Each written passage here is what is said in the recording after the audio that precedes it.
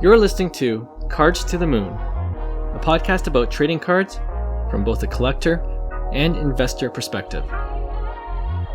We hope you'll stick around for the ride as we take a deep dive into the state of the hobby, share some hot takes, hopefully some useful advice, and fun stories along the way. Hey guys, welcome back to Cards to the Moon. This is episode 126, and it is another Friday episode to get you through the weekend. My name is Clark from 5 Card Guys on Instagram and 5cardguys.com. With me, returning to the pod this week after a 1-week hiatus, is Hyung of Integrity Sports Cards. Now, John is the one who couldn't make it this week, but we do have our trusty friend, Will, who's back on the show once again. Well, Will, always glad to have you. The listeners love you, so this is a treat. Fan favorite.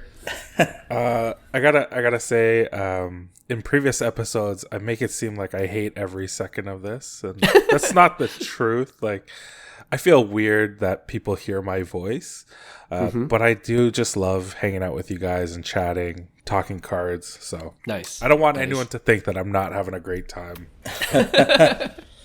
This is what we do anyways, when we get together and we talk cards, right? So yeah, hear ya.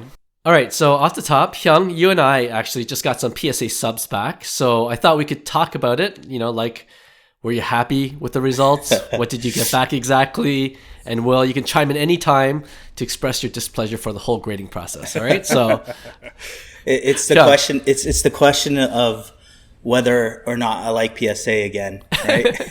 Right. But this time I will say I'm pretty happy overall. We sent 50 cards actually through bulk through Canada Sports Cards, and they came back 2.5 months. So turnaround times were like pretty amazing in my opinion. Pretty good, yeah. And we sent that Manny Machado lot that we were talking about, the Topps Chrome. Right. So I ended up getting 10 gem mints back, which is, I thought I was pretty pleased with that. Nice. Yeah, just a bunch of cards that I kind of ripped in retail or, hobby boxes that I kind of left. And I was like, you know what, I'm going to take my chances. And then I ended up, I think it was over 50% gem rate. So it was closer to 60%, pretty happy overall with the process. So I'm back on board with PSA. Until the I originally sent my minor league cards. So that was kind of like one of the things. So it's cool to have none of those came back gem, which was kind of unfortunate. I got a PSA 6 on one of them, but they are in the registry. So there's a Pop 2 and a PSA 9 of my minor league cards. And you have both of them, right? I do have both of them. So corner in the market. Well, Johnny on our WhatsApp chat joked that the PSA listened to our pod, so you took several too many digs at them, so they're like, "We'll give you a PSA 6 for yours, buddy."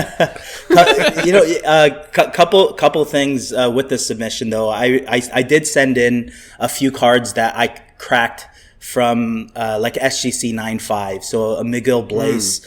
Like a blue first Bowman Chrome, he's tearing it up, or his values are going up. But that was a perfect example. It went from an SGC 9.5, which I would say is closer to a PSA 9 in reality. But I got the bump with a PSA 10, so stuff like that was awesome. And then Velocity Sports Cards. So Nelson Wang, he's a local guy. I joined one of his breaks. A while back. I think it was in January, it would have been, probably January-ish, but he pulled Jason Churio for me, Atomic, and nice. I checked it, and I was like, man, this has no chance of becoming a 10 because there was surface issues, but lo and behold, the inconsistencies of PSA got me the 10. So wow. I was happy with that as well. So like a lot of stuff that, was random that really I wasn't expecting much, and they came back a 10. So from that side of things, I'm pretty happy. Cool. Good stuff. I mean, like I submitted my Wander Franco Upper Deck Goodwin Champions Exquisite Collection Rookie Patch Auto. And when I got the card, I bought it raw. and when I got the card, there was like a little dent. Like I could notice it. Oh, It was man. very slight, and I was too nervous to send it to get it graded. So I wanted to just at least get it authenticated, get it slabbed, and then maybe I could trade or sell it later. And I submitted it at the November Sports Card Expo here in Toronto, and I just got it back today. I was cheap. I used the value pricing point. So was that November, December, January, February. So half a year to get it back. Right in time for baseball. I kind of said, and lo and behold, like the Tampa Bay Rays are undefeated, 13-0 as we're recording. Wander Franco's doing his thing. And you sent that direct, you said? Yeah, right at the PSA. Oh, at the PSA show, booth. right? Yeah. Yeah. And what did that run you at the time for a value? For value and taxes and whatever fees, it's about $95-$96. Okay. Oh my god. Yeah. So I don't know, Will. You're still off of PSA, eh? Is it like the Well, I just right before we started our podcast, I saw an Instagram post for the upcoming Sports Card Expo. PSA Card Canada is going to be doing $27 submissions. It's a pretty good price point. I may have to send in a bunch of stuff, but I'm like, how I feel about grading, and just the fact that Hyung was able to crack a couple SGC 9.5s and get them to 10. It's making me feel like I want to do that to all the SGC 9.5s that I got. I have like some really pretty Jazz Chisholm blue refractor autos that came back SGC 9.5, and like Hyung say, it's like, I don't know if it's gonna be a PSA 9, but it's valued under a PSA 9. Like people just they're not feeling the SGC slabs like I am. crack it. Yeah, I might have to go over to Hyung's and get him to look over all my cards. I sent those Jazz for you. Oh yeah, to you SGC. did. I already looked at them. They're not gonna get any better. Maybe we gotta buff it. We gotta buff some surface issues out or something. I don't know. Try again. Try again. Well, after hearing your Jackson Churio story, I'm like, damn it, should I just have gone for the number grade? So just take my chances with how inconsistent PSA grading can be. But Yeah. anyway, what's done is done. All right, let's go on to our discussion for this episode. And now that we're officially in baseball season, 2 weeks in, I wanted to overreact to some storylines. And you tell me if you agree, disagree, and what you're doing with that player's cards. All right, so I'll just go through a list of some storylines in MLB. Are you concerned about Juan Soto? He's batting .217. He was batting under 200 for the first week. Had a nice 2-for-4 game that bumped him up to .217. Small sample size, but are you worried at all? Like he was kind of like everyone was back on him going into the season. Down year. Still had a good year, but down year for him. And now he's off to a super slow start again. Your thoughts? I personally am not too concerned because a couple things I look, at guys like Soto who are pure hitters is again his OBP. If his OBP is down, that's a concern for me more so than the batting average. I think batting average is one of the most overrated stats. Obviously, it matters, but it doesn't say everything. It doesn't tell you about your approach or what's happening.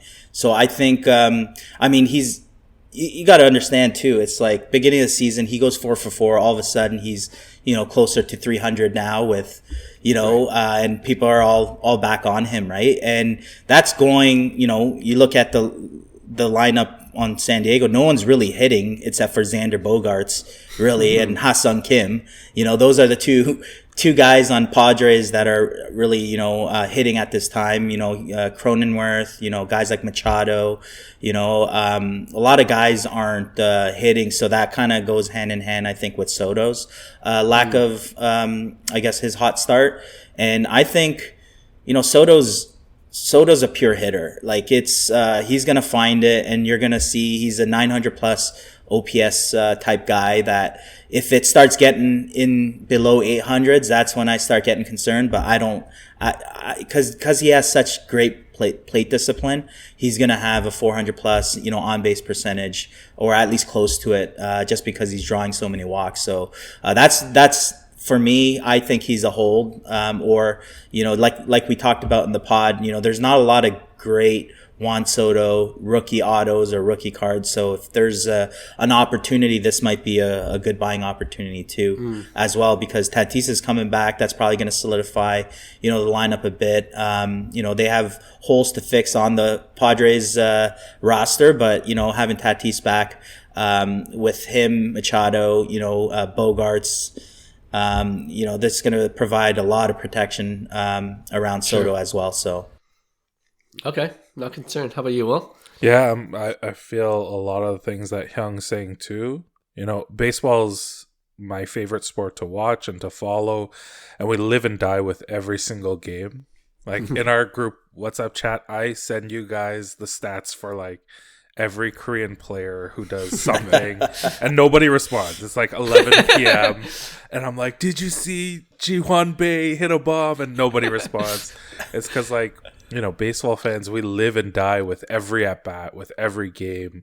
And so it's like Hyung says, if he goes 2 for 4, it boosts his average a little bit. If he goes 4 for 4, all of a sudden he's hitting amazingly and everyone's going crazy. And, that's the life of a baseball season. It's just, there's so many ups and downs. One of the things that Hyung taught me when I first got back into the hobby was just like, you got to have diamond hands. You got to hold. Like, if you believe in the player, why are you selling right now? Right? Like, and Soto is generational. He's still, 23? How old is he? Like, he's so young. Yeah. Yeah, he's still so young. Like, there's new rookies coming into the league that are older than him. Yeah, right? Like Jake Cronenworth, I think he's 36 years old. And he's got 1 year under his belt. So I'm not worried about Soto, especially since, like I said, I watch all the highlights on the MLB YouTube page. And a couple nights ago, that Soto bomb that he hit to the second deck, it was a beauty. Yeah, so I'm not worried. I'm actually looking to buy into or trade into some Soto stuff at the show coming up. Nice. Yeah, I'm not gonna belabor this point because I'm with you guys. I want to bring this up because there are some fickle paper hand card collectors out there, and if they're letting go of Soto now, good opportunity to pick it up. And Juan Soto is notorious for starting slow. Yeah. The first month, his stats are the worst. And then he just picks it up in the summer, as the summer progresses. And I don't know what it is. It's happening again this year. He just starts slow. Some guys, I guess, start slow, and then it takes a little bit just to get their feet under him. I don't know, but that's Soto. All right, I want to go the other way now. Someone that's hot right now, and, he had the hype going into the season 2-3 years ago. He was the chase in the hobby, and then he kind of died down because he got injured. I'm talking about Wander Franco. Is he this year's MVP? Can you see that season happening for him? The team, as we record this, 13-0. Of course, they're in the AL East division competing against the Jays, so that's annoying. But the Tampa Bay Rays are killing it, and Wander Franco's a big part of that. Your thoughts? Man, Wander Franco is, coming into it, he had so much hype that we talked about this a bit, in his rookie season, how it's kind of like what Volpe is going through. Like the world's, expecting him to become some superstar right on the spot. And I think that's kind of what happened with Wander Franco. And, we said he's a 80 hit tool. He's a guy that's going to control the bat. He's going to potentially, be a 300 plus hitter. And the power concerns were, if he does hit, 20 home runs, which is a great year for a type of player like Wander Franco, what would that do to his prices? And that's what happened. He hit that 280, 290, at 15 to 20 home runs. And that's a solid season. So that's kind of where it was at. And the only thing that was available in his market at the time was his Bowman Chromes, right? So his Prospect Chrome autos. So, to me, I contribute that factor into his ridiculous pricing, along with obviously becoming, I think he was the number one prospect, coming up, with that. So there was a lot of hype, with that. So I think in order for him to actually have movement in his prices, he has to keep this up. Is it likely that he's a 30 plus home run guy? First of all, he could be. If he ends up hitting 300 plus with 30 plus, home runs, I could see his prices increasing because his 2022 rookie cards, I think, were cheap because the expectations of him while his rookie cards were released was that he was going to be the next, Mike Trout or, some crazy performance guy right on the spot. And that didn't happen. So I think the rookie cards took the biggest fall because they didn't even have a leg to stand up on by the time his market already cooled down, right? So I think there might be buying opportunity for the 2022 rookie cards. I still think his 2019 Bowman is still overpriced in my opinion for what he's accomplished, but I'm hoping so. Like I said, Wander Franco is an incredible ball player and he has a lot to prove because, he's not the biggest physical structured person. He could be easily kind of like a Lindor type player, right? So it's look at Lindor's market, right. That's what you're going to get. So I wouldn't go all in on Wander, but the talent is definitely there. So it depends on what kind of season he puts up the rest of the way. And to start, I think it's definitely, a lot of Wander investors have been looking for this particular moment because you're seeing a bump in his price a bit. For sure. Yeah, I'm a little concerned with Wander in that he's in Tampa. They were saying the other day that when they are 11-0 or 12-0, their fan attendance was 18,000 people in the Trop. Crazy. You don't have fans. It's a shame. Yeah. Right. You don't have local fans. I will buy any and every Boba and Vladdy and Hyunjin Ryu in a Toronto jersey because I love the team. And, we have a bunch of diehard Blue Jays fans, but who's collecting out of emotion down in Tampa? No one. And like Hyung's saying, those Bowman Chrome prospect cards are way overpriced. So it's I wouldn't want to buy it just because I'm going to sit on that and lose money. And he's also an AL East rival, so I don't want to cheer for Tampa. It's just like last year when the Yankees had this hot start and Judge was on fire. And right. Judge panned out well, though. Yeah. There you go. We'll get to Judge in a sec, but with Franco, I was just looking at his 2019 Bowman Chrome prospect autograph cards. BGS 9.5 last sold for $1,000. Pop count 412. At its peak, it was just over 3K. Holy! Wow. But in February or March, you could have bought this one for about $665. Wow. So definitely gone up since the start of the season, obviously. So there was that momentary buying opportunity.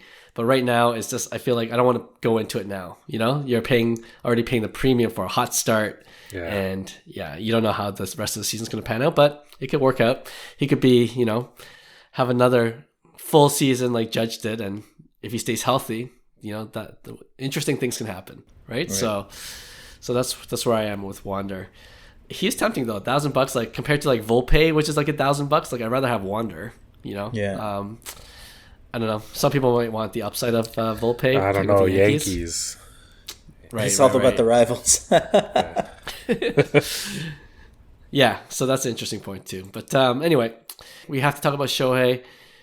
His ERA is 0.47. Incredible. It's just ridiculous. The kid's incredible. And of course, he's playing for the Angels. He's barely winning 1-0 games. Of course, the Angels can't support him. And then, I think we kind of overreacted with Wander Franco being this year's MVP, but really the odds-on favorite is going to be Shohei this year, just because he can do both things on the mound and hitting wise. He's this unicorn.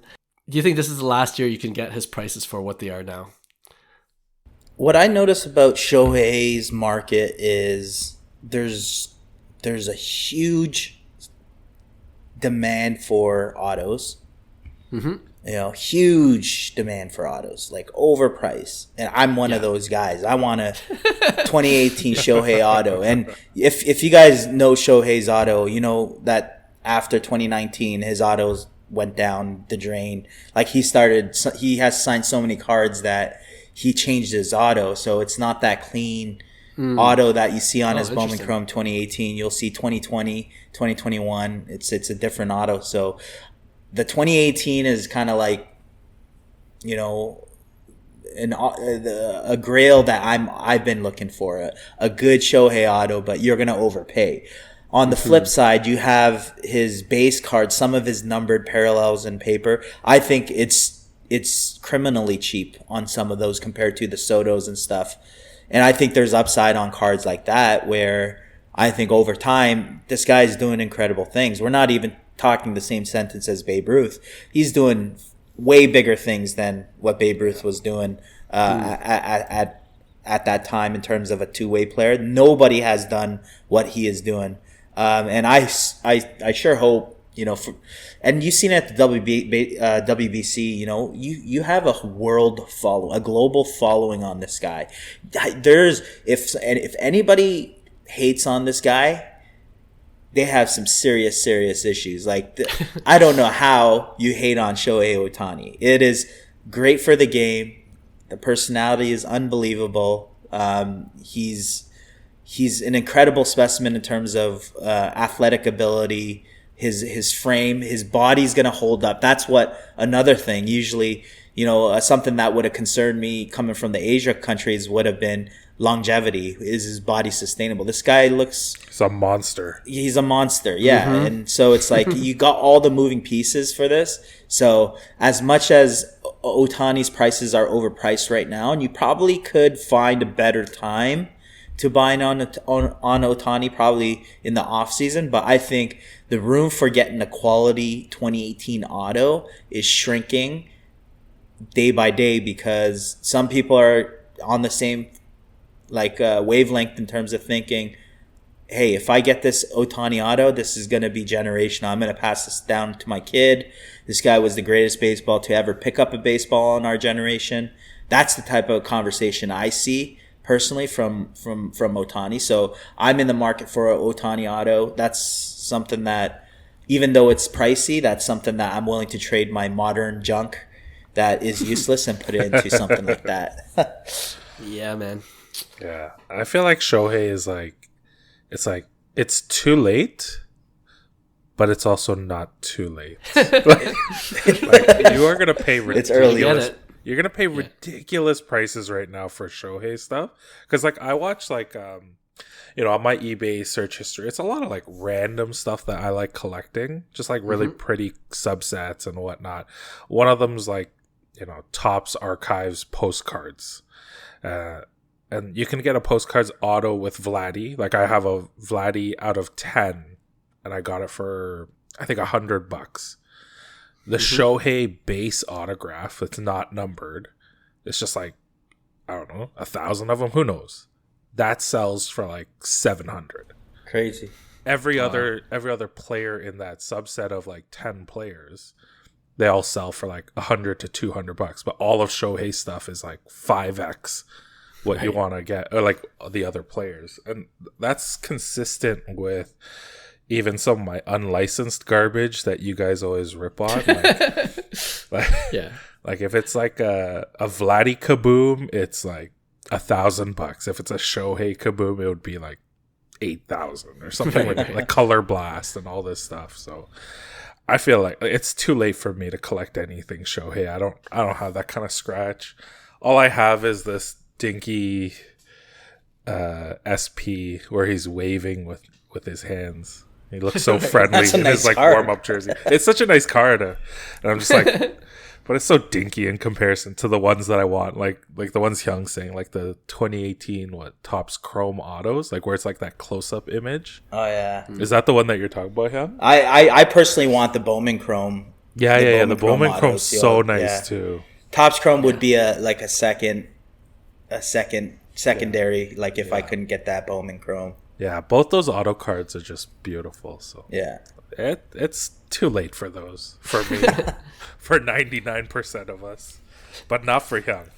Oh no, I don't know about that. I'm buying it high. I'm liquidating my junk, the stuff that nobody wants. Oh man, I want it so bad. Like I had that Topps Chrome auto, and Daryl, if you're still listening, you won the trade. Okay, you won the trade. All right. I like my Vladdy. Like as a Jays fan, I'm not complaining. The Vladdy Bowman Chrome, true gem. Now that Beckett's not screwing around with the grading just yet, still worth something, right? But man, I should have kept the Shohei. I was banking on him not being able to be healthy the next season. It looks like he's taking care of himself. He's lifting weights. You see him on Instagram. But yeah, he's certainly a unicorn. And it's weird. Like when you look at card ladder and you look at every other card, the trend is always like just a downward trend because the 2021 hype there was a little bubble. Shohei is the exact opposite. It's going the other way. It's so weird to see one card like I'm talking about the 2018 Bowman Chrome, the pitching one. Like it is just like an upward trajectory. Shohei is recession proof. He's recession proof. He is, man. So it's incredible. I might just try to get a cheaper auto just to hold on to at this point. And we all know he's probably going to go to the Dodgers or the Yankees next season, so that could help with his value. All right, I'm going to put these next two together, and then we'll wrap it up.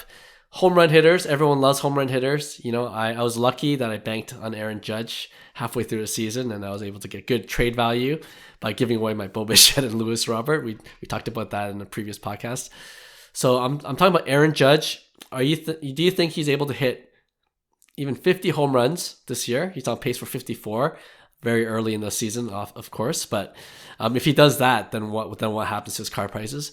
And I also want to throw in Pete Alonso, kind of sleeping a little bit. Like he is projected to hit 75 home runs because he has 6 home runs right now in the first week and a half, and he's, we know he's capable of mashing too, right? And he plays for a big New York City market as well on the other side, the New York Mets. So those two guys, do you think there's potential for their cards to pop if they keep hitting bombs? Oh man, this one's tough because I really like Pete Alonso. I like his game. Yeah. I like everything about Pete Alonso. But to me, in New York, he comes second to Aaron Judge in my opinion, and he still has a lot to kind of go through. I mean, he's still young. He had that monster rookie season, with 53 home runs. He had a really good season last year, where I would say he kind of picked it back up to that first year. And that's where we're at with Pete Alonso. So his rookie year was 2019. He gets no movement with his Bowman Chrome in 2016. Very little movement in his rookie cards. So Pete Alonso is a little tough one for me. He's going to have to keep on. If he hits 60 home runs, conversation is going to be very interesting. And I hope he does it because it's rare category that you have two guys in New York doing this as well. On the flip side, Aaron Judge, honestly, I think he's going to keep hitting them. I don't see him stopping. I think he's in his prime, to be honest. So for the sake of baseball, I think it would be great if he, goes back to back, 50 plus home run seasons. I think it's great for the hobby. His prices are a little high, but for me, he's a New York Yankee and he's a fan favorite. He's a guy that is going to be a Hall of Famer if he keeps his pace up. He's 31 years old. By end of this year, he could have close to a 50 WAR. You're in the territory now of the Manny Machados. Now people said he was too late when he was 27.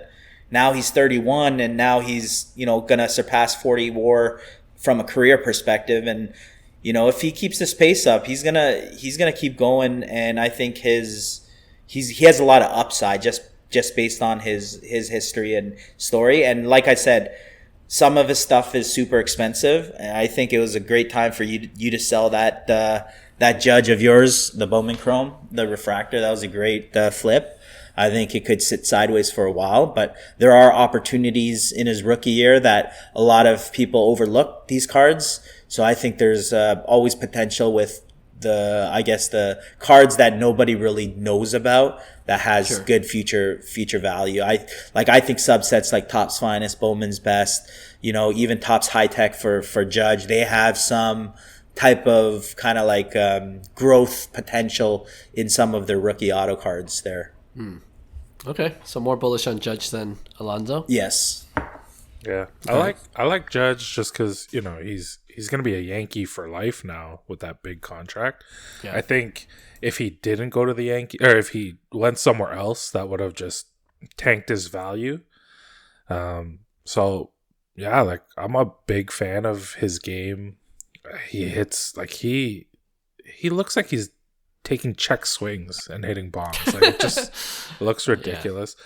But for me, I love Pete Alonso. I think he's so criminally underrated. It's part of the reason being, he's on the Mets, right? Like there's always a second team in New York for each major sport, and the Mets are the second team in New York for baseball. But if you look at his stats, like one of the things that I like to do when I'm targeting investments in cards is, we all dig the long ball. And if you look at his stats, excluding the 2020 year, because that was the COVID year, right. He has 3 full seasons and he hit 53, 37, and last year he hit 40. So he averages 43 home runs a season. That is a pace that nobody else is at. Like he's hit the most home runs in the last 4 years. Right. And he's not being talked about enough. He's a little goofy, but like he overdoes it in the home run derby, but you know what? Like you gotta love energy. Pete. Yeah, 100%. Polar Pete. Yeah, polar bear. Yeah, I might be looking. I'm at the show. I might be looking for some people. I have some Pete. I have some Pete. Oh, yeah. Talk to Hyung after the show. We got this, Will. Yeah. Yeah, I mean, I wonder if Pete Alonso is just going to be one of those players that just is like hobby logic, just no, respect for what he's actually doing, right? Unless he hits 60, then it could be interesting, like you mentioned, Hyung.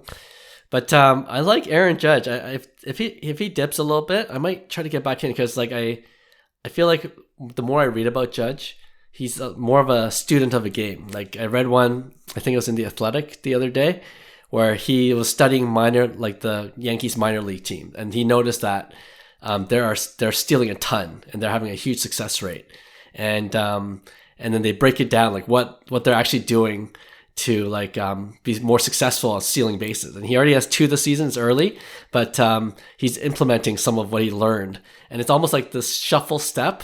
And then it brings momentum to when he runs to second, right? Or even third. Yeah. So can you imagine if he had 50 home runs and he hits 20 plus stolen bases? Like you don't expect that from Judge, but if he does that, then that's interesting to me too. Like a fast and power hitter. So I'm just saying the game is changing. Yeah, exactly. They were mentioning how with the bigger bases and the pitcher's only allowed to throw twice. Like there's all these contributing factors. Well, stolen bases is already up, right? Across the league. First 50-50 guy? Maybe. He only needs 3 steps to get to second base. Oh, I know. It's like Giannis takes 3 steps from half court, and Aaron Judge takes 2.5 steps and he's stolen a base. See, they just give him the green light all the time. All right. Well, that was a good discussion. We'll always follow baseball because we are, like you said, we are huge baseball fans. And we'll do this overreaction maybe at the All-Star break when there's more sample size. And we'll see if we're totally off with these early predictions or if we're bang on. So we'll see in the summer. All right. Thanks again for all those who listen to the podcast. Wherever you listen to your podcast, we appreciate if you give us 5 stars. And we'll see you again with a new episode on Tuesday. Bye. Hey, thanks for listening to Cards to the Moon. We'd really appreciate you subscribing to our podcast wherever you listen to your podcasts. And you can also connect with each of us on Instagram at 5cardguys, or you can follow Hyung at Integrity Sports Cards or John at TradeU at Recess. You can also check us out at 5cardguys.com. Thanks again, and hope to connect soon.